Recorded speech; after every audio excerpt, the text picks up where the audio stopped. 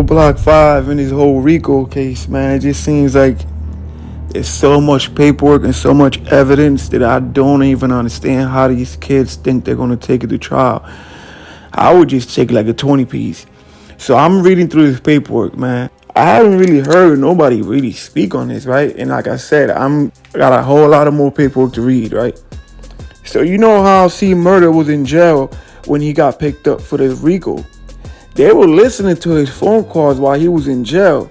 The feds were, listen, any Oblock members that were locked up within the last 2-3 years, they've been building a case on these kids. Like any of these members that were in jail, they need to be careful because they're listening to their phone calls. They speaking on how C Murda was calling Oblock, speaking to different members or whatnot. And one of the phone calls, you hear C Murda telling Kenny Mac, make sure you tell Duke to tell everybody to get new phones, along with the fact that he's mad, questioning whatever happened to his cocaine, questioning what happened to his drugs.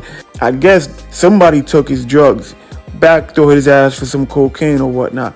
They're also talking about how C Murda, I guess he owed Kenny Mac money.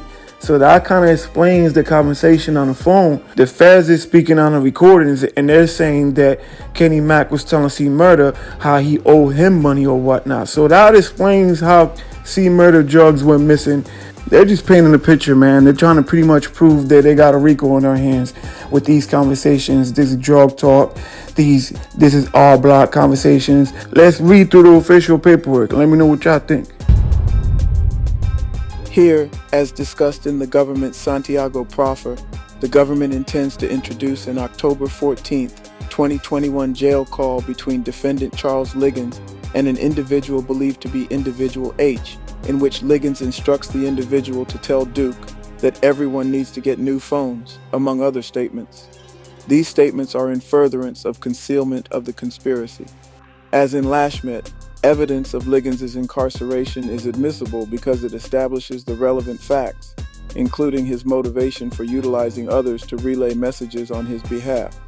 Additionally, as noted in the government's dockets, the government intends to introduce recorded jail calls of defendant Robertson when Robertson was in Cook County custody on or about February 22nd and 23, 2021, prior to defendant's arrest on these federal charges.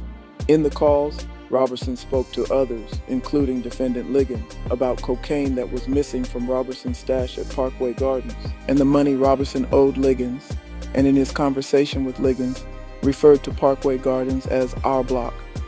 These calls are direct evidence of Robertson's and Liggins' drug trafficking activities, a purpose of the enterprise listed in the superseding indictment, and prove that Robertson and Liggins are members of the enterprise.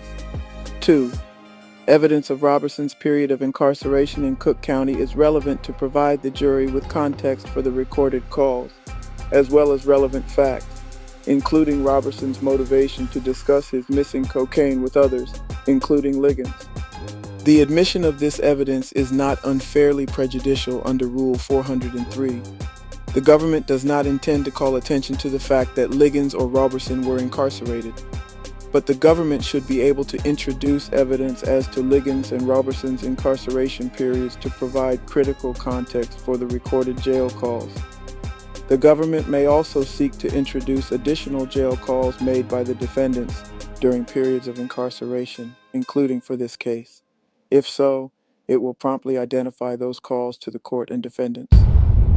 There you have it, you guys. I guess they've been listening to the jail phone calls from C Murda, who was already locked up prior to the indictment, with him arguing back and forth with Kenny Mac on what money his stash be missing. I guess Kenny Mac got his stash and felt like he was entitled to the stash and the drugs just because C Murda owed him money. Make sure you like, subscribe. Y'all know how we coming, man. Boss you to let's get it.